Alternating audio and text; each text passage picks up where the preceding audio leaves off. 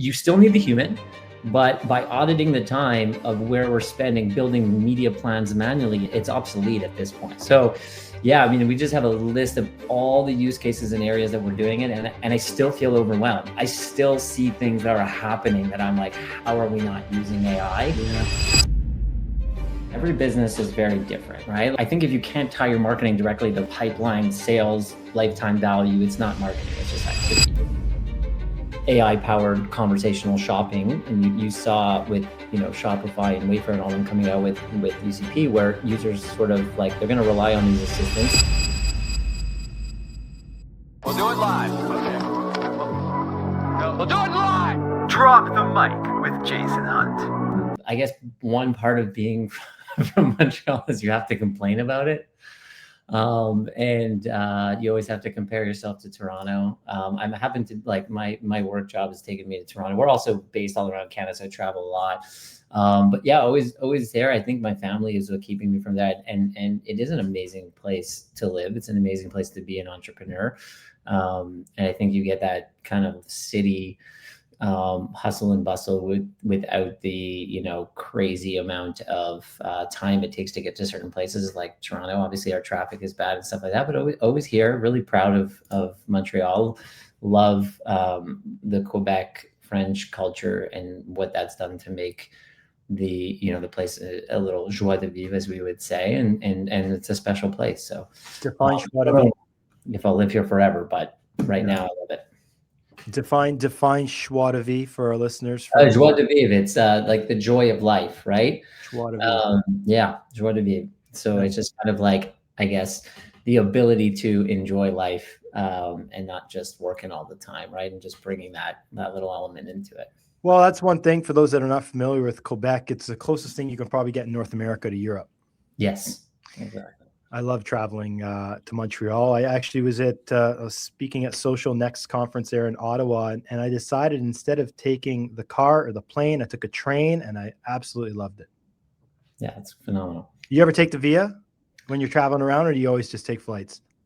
I do both. Depends if I need to do some work. The last time I took the train, I sat in like the business class section thinking I was going to get all this work, like the first car. And then they just kept on like honking the whole way. I guess every time they got to a small town, you don't realize if you're in the first car, they start honking. So like every meeting I had was just like the whole way through, I had a bad experience. So I was like, oof, maybe I'll sit in a different section next time. But the train is good.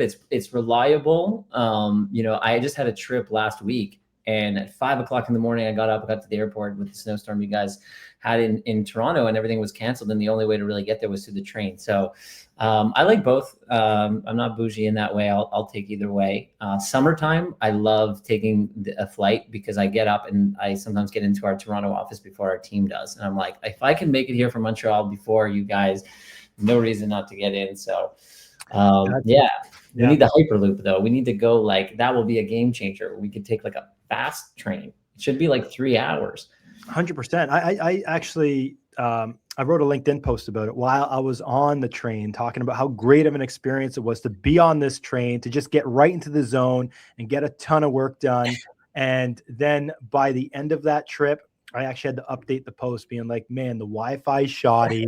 It was an hour delayed, and I kind of backpedaled out of that one, but I still enjoyed the experience of being on the train, getting into the zone. If they can just fix that Wi-Fi issue, I'd like it that much more. The Wi-Fi is spotty. You can't do as much. Sometimes it moves. Yeah. I mean, they need to fix it. There's no reason that we shouldn't have like a world-class high-speed train connecting all of us. We need to get, we talk about tariffs and we talk about things like that. I think inter-province, being able to trade amongst the provinces, being able to work together better, to travel amongst the provinces better. Like we actually need to focus on that a lot more. And we're just so focused on the US and their tariffs and their policies. And we gotta get our stuff together. But I guess that's another conversation for another day. No, you know what? No, I mean, with the political climate now, it's ideas like that we really need to lean into. I lived in Japan. The transit system there, the train system is unbelievable, like nothing else. Then you got places like New York, amazing. Then you look at Toronto, north, south, east, west. That's it.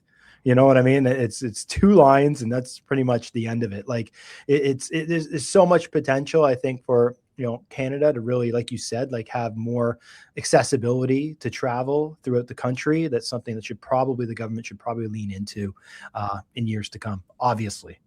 Yeah, and I see that they've made some advancements. There's a bid and there's a project, but everything is just slow, just too slow. Yeah. Well, I mean, it's not a political podcast by any means, but, we have a lot of Canadians that tune into the podcast that probably share the sentiment. But, let's get into your past, Ronnie, and what brought you to NP Digital. Start wherever you did in your marketing journey. Okay, my marketing journey was interesting. I grew up in that generation where I felt like you needed to work at one place for a very long time and work your way up. And so I studied psychology and marketing, and you'll see if we talk a little bit more about marketing, I'm fascinated by the psychology behind it and the biases. And that's what really got me into, sort of marketing, that kind of dual background. And then I hunted down someone, the HR person at an agency here locally in Montreal, when Twitter just came out. I think it was year one, and she said she was going to be at an event, and I went to the event and just made a pitch as why I should work for her, for that agency. And then they called me, got the job, and started in client services, which I think is a great place because you're kind of in the middle of everything. So you have your strategists, you have your creative people, but then you get to understand the business and the client aspect behind it. And it was just a great middle place to kind of learn everything. Worked my way up there until there was an acquisition, by WPP. And then I moved to start a small agency, tried to, help a small agency get sold, which ended up, happening. So I fixed kind of some of the problems that I had saw there that wasn't making them as organized. And then I went to Dentsu. So I went to performance art. I went more on the media side at Dentsu, and same thing there. I was always a big believer. I guess maybe it's from my parents. Is just work, put your head down, and if you stay close to the revenue, stay close to the clients, you're gonna sort of make your way up and never ask for anything. And yeah, I just made my way up there, working at Dentsu and leading iProspect, which is a pretty large marketing agency. And then around 5 years ago now it is, which is another story, just decided to completely leave and start my, an agency, NP Digital, under Neil Patel. They had opened up in the UK, they had opened up in Brazil, and it was a dream job. Basically run the agency on our model with inbound leads, and do it how you want. And they've really allowed me to do that. They gave me all the tools to essentially say, start and create an agency in Canada and do it the way that you want to do it and the best way, and let us know how we can support you, both, financially and also with our minds and with our processes. They've been true to their word. And that's just been so rewarding, because now you basically have this opportunity to create an agency. And if you go to all the other, places, everybody's complaining. So now you have a blank canvas and they say, build it how you want. And honestly, humbly, it's been phenomenal, growing as one of the fastest growing agencies in Canada, and having fun while doing it, which is, I think, what you lose along the way when you start getting, when you're free of private, of capital, of public markets and even private equity, and you're free to make those independent decisions. It brings the fun back into it. And so I've had a lot of fun. I think my stress level has just been way down ever since we started this, just because when you're having fun and you're focused and you have good support, you're going to end up, doing a good job. Let's talk about the kind of support that they give you. Just from, from myself having a boutique agency, some of the challenges, obviously consistent lead flow, sales. Those are some of the big ones. The top of funnel, bringing it in. Having NP at your back, Neil Patel as your brand ambassador, helps tenfold, I'm sure, in terms of building that trust and authority with the audience. So talk a little bit about that side of it and the support that you're given. I recently returned from speaking at a conference about AI and marketing, and my inbox went absolutely bonkers with people requesting my presentation slides. Now here's the thing. Instead of emailing slides to dozens of people, I decided to do something better. I launched Amplify Your Brand on School. It's where I'm sharing the AI tools that actually work, not the garbage everyone's hyping about. The exact processes our agency uses to save 15 plus hours every week. Real strategies that drive results. You'll get my slides from my presentations, weekly live business audits, and access everything we do at Merged Media. No fluff, no BS, just what works. If you want to learn more, go check out Amplify Your Brand on School. That's school, SKOOL.com/AYB. See you on the inside. Yeah, I think when, Neil built NP Digital and I think I came in to help, I think the goal was never to be flashy, it was to be effective. And I think most agencies sort of overcomplicate marketing, but clients really want one thing. They want, predictable growth. So we built a company around performance first, clear KPIs, tight operations, repeatable systems. So if something doesn't drive revenue or measurable impact, we don't spend time on it. And so I think I also learned this in, one of my first meetings with Neil, when I presented him a slide deck. It was like 100 pages and I needed his buy-in, and he went, okay, yeah, no, yes, no, okay, I'm good with this. And the meeting was over and I had penciled in an hour.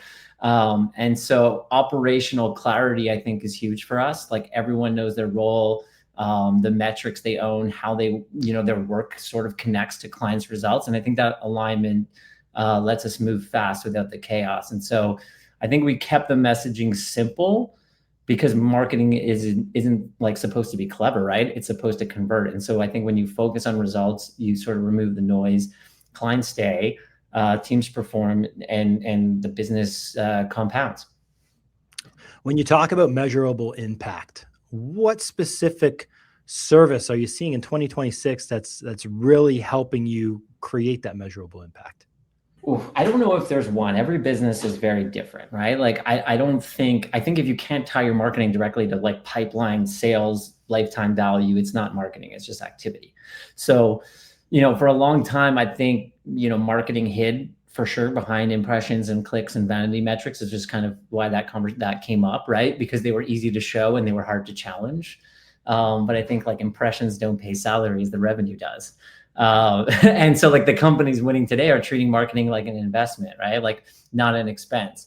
And every dollar has to produce a return. And if it doesn't, you fix it or you cut it. And so when you focus on those growth metrics, instead of the vanity metrics, I think the decisions get simpler. Budget gets smarter, results sort of, again, get compounded. Now, that's easier said than done. I think it's very murky. I think we went from like, and you've seen this, like a level where we were able to measure everything, to kind of some of the privacy stuff now, where you need either media mix modeling, or you need some type of attribution to really understand what grows it. And if we go into now even talk about AI search, I mean, how do you measure? And there is a way. I mean, we have answers, we'll go into it, but someone is doing all the research for you right now and looking you up and comparing you, and they will do all the research externally and never go to your site. And then and we'll get into it a little bit probably later, but yeah, they might not even actually buy from your site, right? From an agentic commerce standpoint, but they might, and they might just come direct after they're ready. They're making all the decisions about you off your site. And then they come on as a, a direct visit to your site and check out. Was that your organic? Was that your SEO? Was that the brand? It is murky. So I make it seem like, oh, well, if it's not driving revenue, but yeah, tying it back to revenue, now that we don't need vanity metrics anymore, we really need to be able to do it. It is a challenge, absolutely a challenge. I think it's a number, in my opinion, it's a number of factors that's going to generate that conversion. And you're right. Maybe a piece of it is the organic social. A piece of it, is the paid Google, is the high intent traffic, potentially going to your website as they browse around at competitors. And then it's that next retargeting ad that pushes them over the edge to become that buyer. Right. And I think it's a multitude of factors, and it's a good point, because you don't want to put all your eggs in one basket. But when we look at, 2026, what is that marketing mix? And I know you said it's different depending on client, but for the most part, is there something this year that's different from years previous that you foresee working in terms of buyer behaviors and generating that conversion?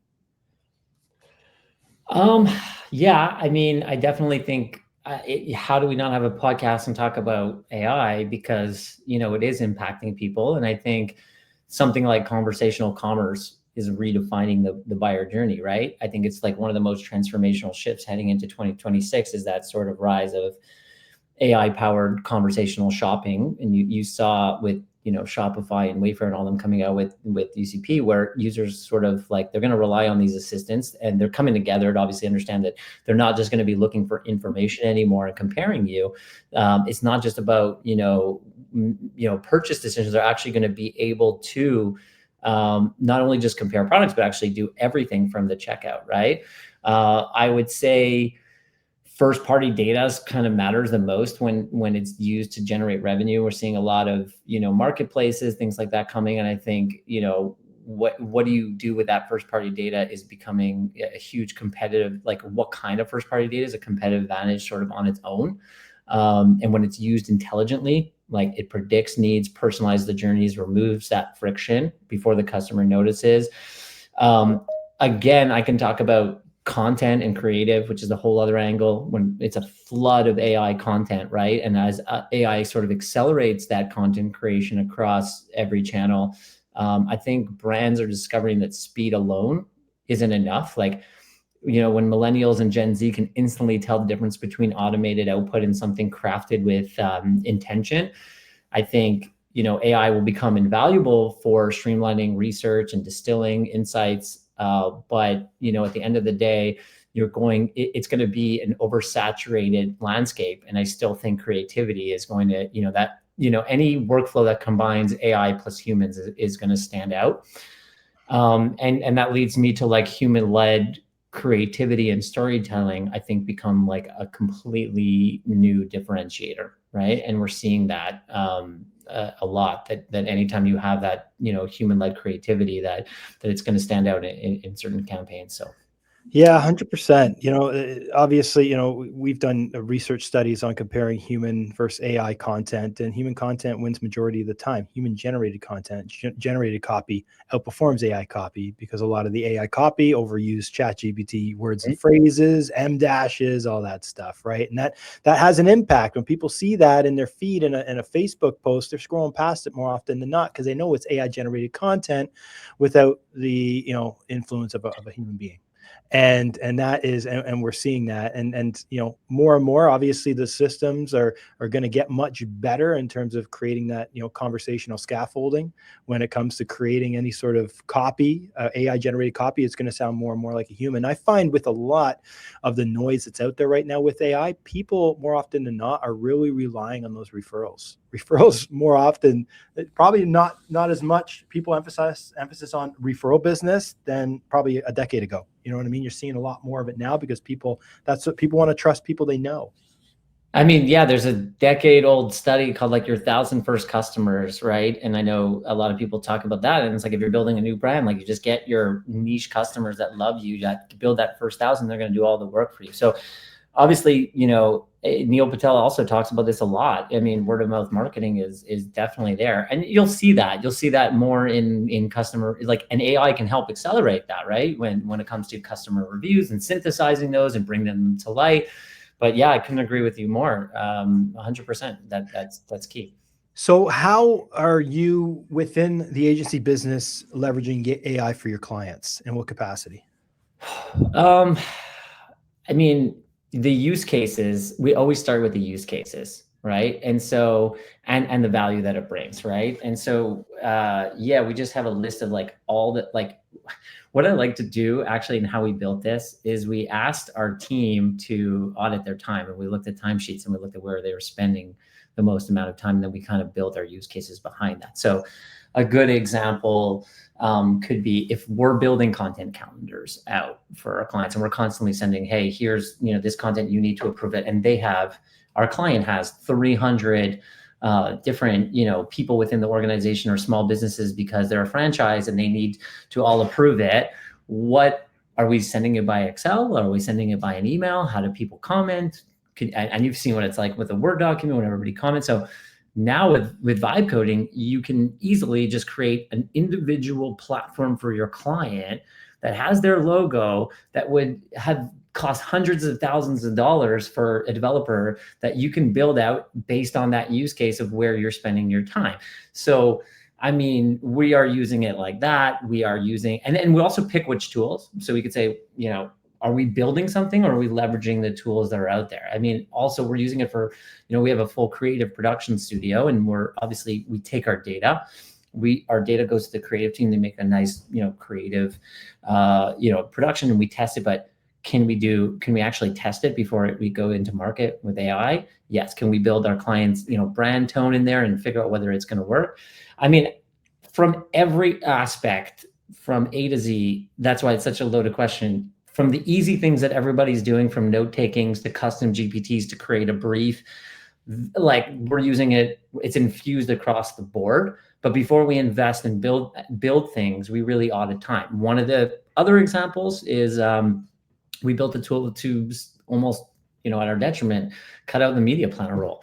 I mean, if you think about how many asks we have of building media plans, right? How do you get the specs, from Facebook? How do you get the specs from Google, from every single platform we're going to use? You're going to basically build this out all manually. How are you going to flight it out?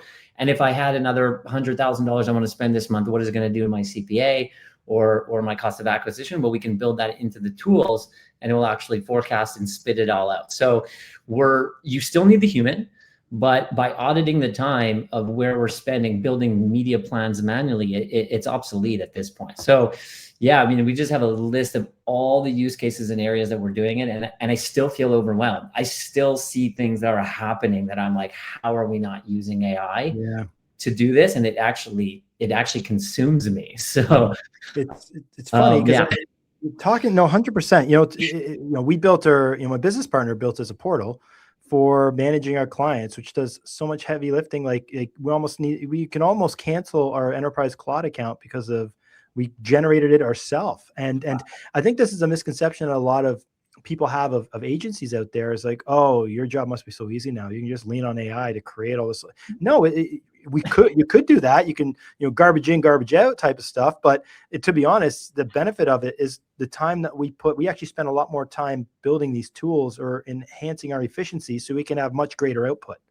Right? Yeah, there was an actual agency that showed they did a whole AI commercial, and everybody was saying, wow, like amazing, look at this. But they did all this work and they were able to do it through AI. It must have taken them not a lot of time. And they actually put out the storyboards and the iteration for how much time they spent. Yes, it will save them later because they're using it, but they just showed the creativity that went to help scale this. And it was pretty fascinating to see how much they failed, how much it didn't actually save time. Yes, it will in the future for sure, but there was so much creativity that went into it that it was really interesting to see them put it out publicly, right? It's very interesting. Just switching lanes for a second and talking about, your approach to an agency or to a business, a small business. Your approach to a business is generating 5 million annual revenue, or a business generating 200,000 in revenue. What's the approach, and how is it different in terms of what services you may recommend or offer to them? I think, I mean, it also depends, some agency driving that kind of revenue, they might likely have a lot more at their disposition. So what the team, what kind of team composition do they have will be a big one to try and find out. And I think usually with this smaller company, what we'll try and do is do one thing really well, master it, and kind of move on, right? They are sometimes my favorite to work with because they're really used to that speed. Other times they're very tough because, well, actually with the tougher ones are like sort of the mid-level, because it's the owner entrepreneur who's really involved. And so they kind of a bit biased or clouded in the way that they're looking for things, as opposed to, having a team that can work on it and bring it to them when it's at a certain level. So they have their challenges, but I think the main difference would be about just really being focused on one area, doing it really well, trying to scale from there. Versus, another, and the onboarding process of, let's say another, larger organization that has making a lot of revenue, has multiple products, is already probably has this cog, and you have to kind of find a way to fit into what they're already doing, versus maybe a smaller company that we can actually build the foundation of marketing from the beginning. So that's usually the way that we'll approach it for sure.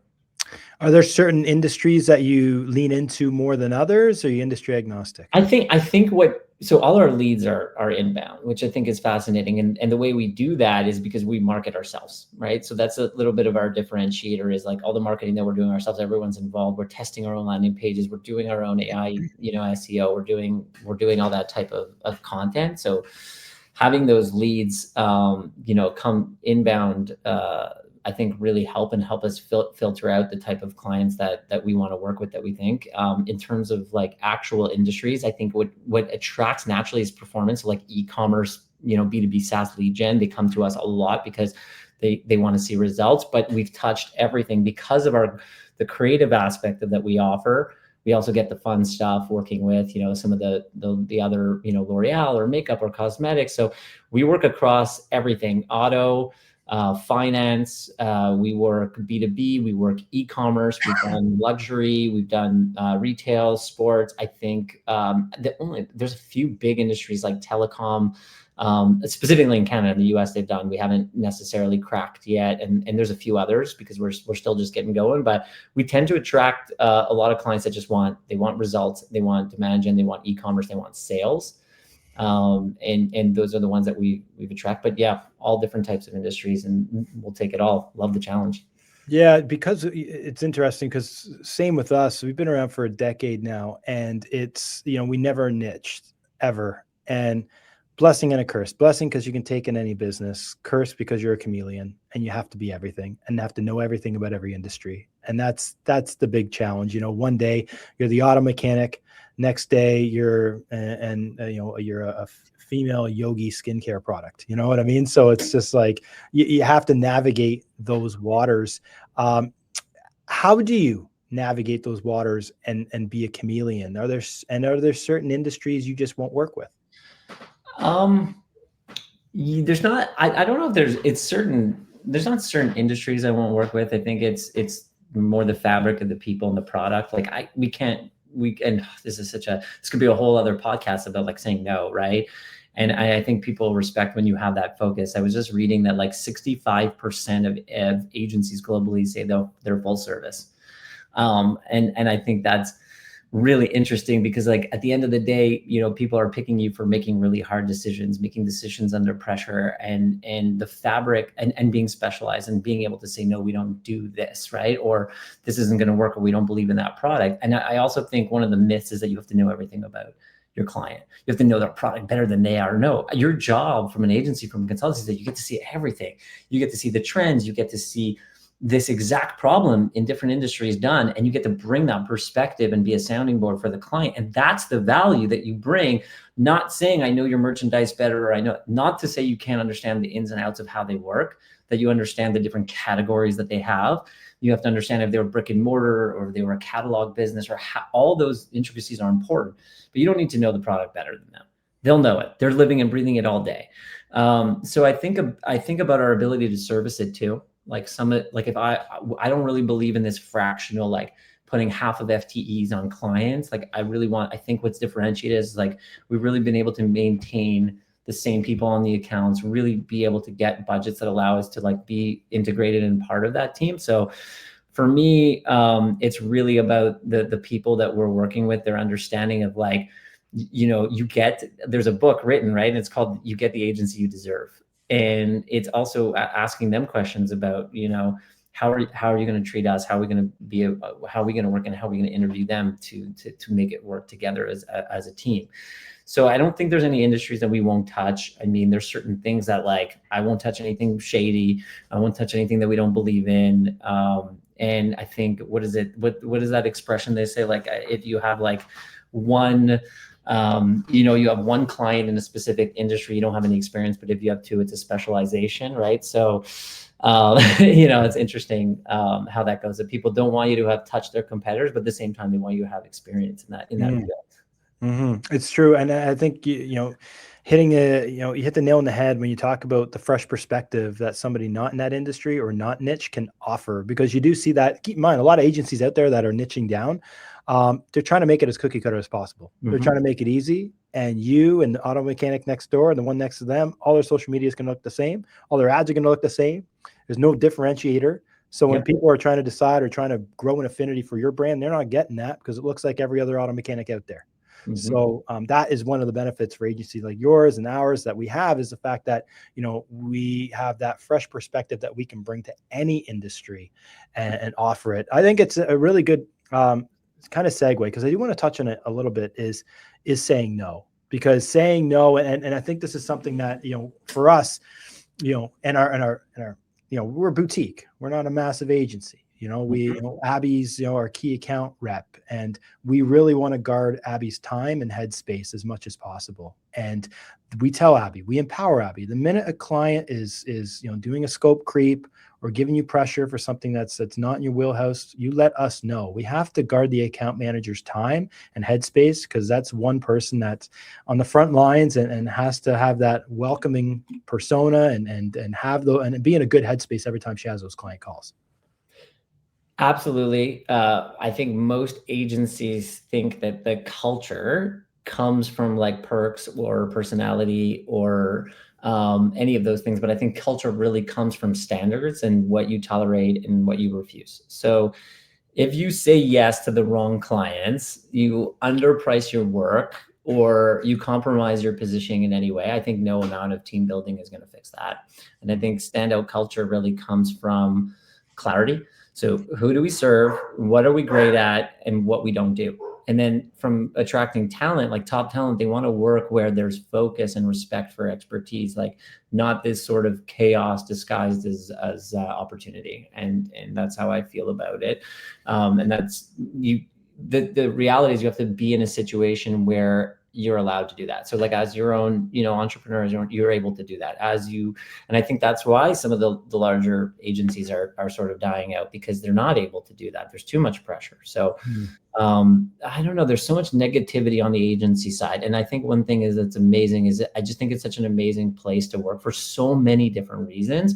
I am an optimist, but there's just so much negativity, and it's so amazing. Like for a young person coming in, you get to work on things and it'd be a failure and you learn something. Like go work in finance and spend all this money for a specific, investment you want to make, and be like, oh, we lost a lot of money, but we really learned, right? Yeah. So this test and fail, that creativity, the mix of the old and new, getting to use technology. I think it's a fascinating place, and I think there's a massive positioning for it and ask for it. It's true. Traditionally, the old models are just need to be sort of, what is it? Last year was the year of the shedding of the snake, I heard, and so I feel like that's actually apropos for marketing agencies, right? They got to kind of shed their old skin and kind of move into a new paradigm. It's so true. It's always been an industry, working in digital marketing, you've had to be nimble. You cannot get too complacent. Man, look at the gray hair on my face and my head, man. Like this is from 10 years of having to just always pivot, but you just get so used to it now. It's like every 6 months our packages need to change, or our pricing needs to change, or some new sort of thing that Facebook launched that we really need to push, and we have to add that to our ensemble. And then you got, our sales teams stressed out because they have new things to sell. And so it is a place there where there is an opportunity that lies in that. And that's building off of the trust that you have from your clients to be that, forward-thinking digital marketing agency. And this is where, we've seen it over the years. The ones that get left behind are the ones that got stuck, selling radio ads, or, stuck in traditional marketing and didn't pivot. We've had those experiences firsthand with employees where they couldn't pivot to AI. They couldn't, they're so romantic about the old way of doing content that they put themselves out of a job. Well, and I'm curious what you think about this, but like I think pricing is a big one, right? I think David Ogilvy said that if you pay peanuts, you get monkeys, right? And it's really interesting to see that with AI, with everything, clients are expecting a lot more for less. And I think there was like that famous answer that someone had said recently, like, oh, how long, this only took you 30 minutes to do. He's like, no, it took me 30 years. Right. And it's all that expertise and that you come with the background that really helps. And I don't think clients always see that. And it feels like we have a lot of explaining to do. And that part I'm tired of, right? It's like with all the technology, they just want to see gains to it. And there is no shortcuts, right? No, So 100%. what you think about that? Yeah, no, because you do have a lot of small business owners who are somewhat savvy. They have ChatGPT. Maybe they're even paying for ChatGPT, and so they're understanding the power of it. But they're also, the output is very junky. It's not, you can't go. They're going out there and creating social media posts 30 days in like 30 minutes, and it's like, okay, that's great. What's the reach of that content? You know what I mean? What you're spending time actually, organizing that content. I mean, the stuff that we're doing, internally to leverage it is creating, custom Claude projects for every single client that has their ICP baked into it, every single transcript from a conversation baked into it. So if I get hit by a bus tomorrow, anybody can hop in there and know exactly and get up to date on what exactly or where we are at with the client.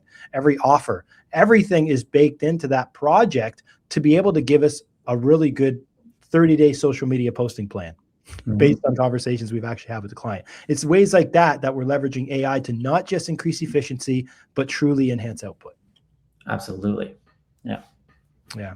So, so let's, before we head off here, I do want to hit on, Ronnie, your prediction for the future on where things are going. And when we say future, it's like, I'm not talking 5 years down the road. That's too hard. You can't predict 5 years down the road, but maybe you can see how things are going throughout this year and into 2027 with how quickly AI is being adopted by small businesses, by your agency. Where do you see things going in the business?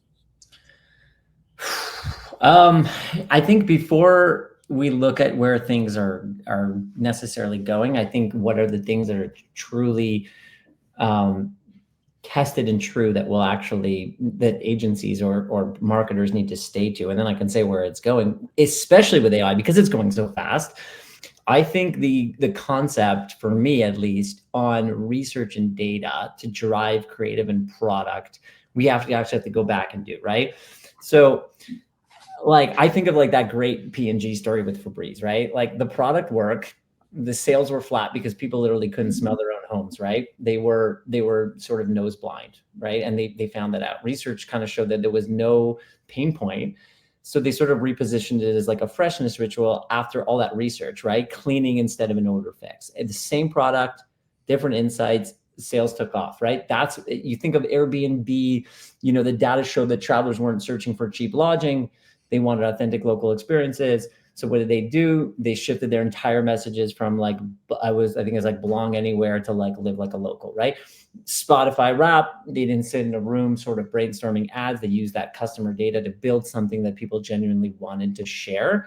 And I think that's what happens when in sort of research drives creative and the marketing then becomes the product. So I think going back to pulling everything with research and data to drive creative and product, especially in the seamless of when things are with AI. Like I always said, AI can create Shrek, 1, 2, and 3, but it can't create Shrek, right? So you need that creativity, you need that research, you need that data to then go create something, and then you can iterate. People are skipping that step, right? I think the second thing that people will need to go back to is why I got into marketing in the first place, which is understanding human psychology. Things like that we forget marketing and product are in loss aversion, right? Humans feel the pain of losing something about 2 times as intensely as pleasure or gaining something equivalent. The IKEA effect, right? We value what we create. That's how they build a business on it. All these marketing things, I think of Campbell's, their limit experiment, right? So Campbell's had soup for 79 cents that they sold per can, right? And then all of a sudden they did the exact same thing, but they put a limit of it was like 12 cans per person. And the average person purchase went from 3 to 7. This is psychology and marketing together. And there's, countless examples of biases, and different psychological understandings of humans and how we work and how marketing ties into that. And I do think that those things we need to go back to, right? And I think that's important. What is outdated and where are we going? I think brands think that they can sort of rent these audiences forever through Facebook and Google ads without the sort of rising costs of like privacy changes. And you have to own your own audience, whether it's email lists, communities, first party data. I think another outdated assumption is that, brand and performance are separate disciplines in today's environment. And I think everything must sort of be accountable and integrated. So we're seeing that more and more, creative, media, and data working together. Now, obviously, from like a trend perspective, I think conversational commerce, I talked a lot about it. I think AI assisted buying journeys, is one of the biggest transformative shifts this year, where, the buying journey becomes sort of more automated, personalized and hands-free. And I think of like just things like OpenAI, they had like an instant checkout feature in ChatGPT, so you can use or browse and choose purchase directly within it. Google had agentic shopping tools called Let Google Call. Obviously, you've seen what happened with Claude making decisions and things like that. So I think agentic checkout, conversational commerce, the push that I see, Shopify doing to integrate that means that they've come together universally, and they want to understand that.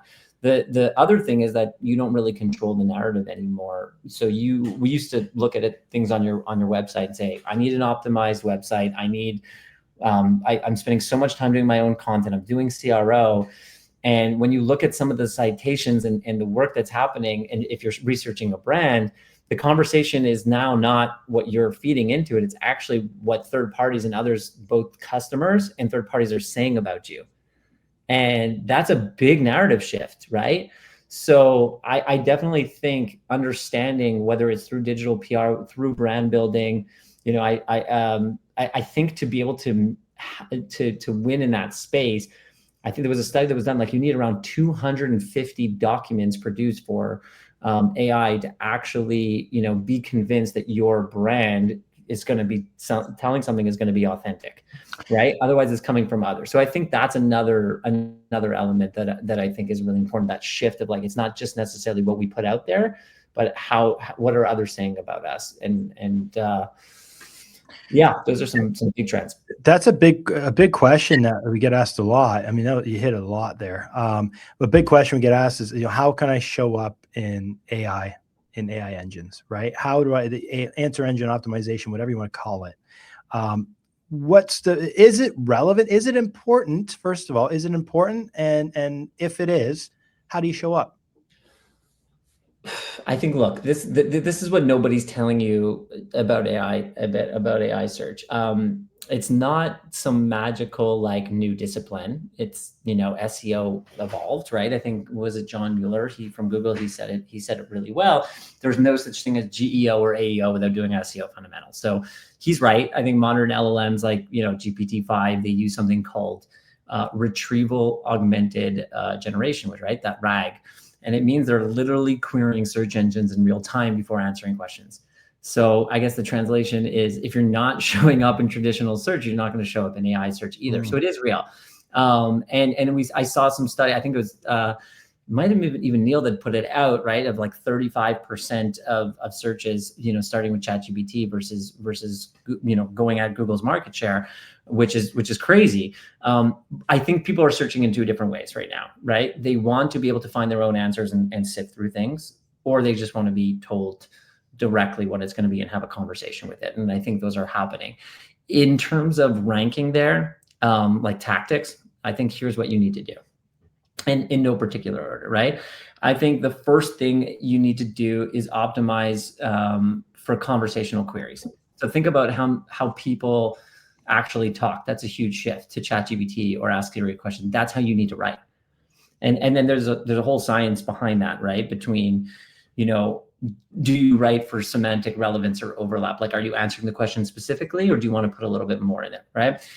That's a science on its own. The second is, I think you need to structure your content, like this, how people talk. Put the clear, concise answer right at the top, like a featured snippet, and then expand with context and examples below, versus this whole paragraph explaining things.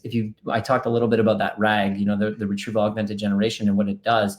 It's not scanning your entire website. It's scanning paragraphs from different places for the right answer. So you need to put the answer right up top And then you can go into below and get into details if people want it. If that's how you want to show up, you need to think like that. I think the third thing is, the FAQ and schema. You need to use it religiously. AI absolutely loves structured question and answer formats. I would say the fourth thing would be building, and we're doing this a lot with clients, is building topical clusters. So you don't just write random blog posts. You have to group your content around those core expertise areas and make sure that sort of every piece shows real experience, not just generic advice. And then I'd go for the last one, the fifth one, and there's more. I can give you more, but the citations matter more than ever. We talked a little bit about other third parties and customers talking about you.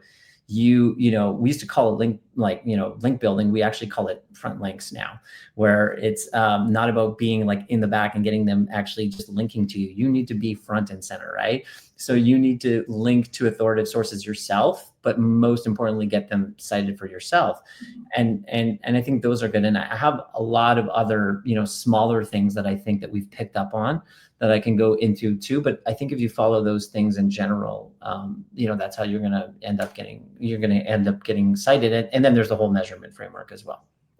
Ronnie, this has been an awesome chat. Enjoyed talking to you. If our audience has any questions, what's the best way for them to get in touch? LinkedIn, I would say, DM me and just shoot me your question. If you want to, you could see, you get me on a subject and I'll go. So yeah, anybody wants to reach out to me, find me on LinkedIn. Awesome. Ronnie, thanks for your time. Thank you.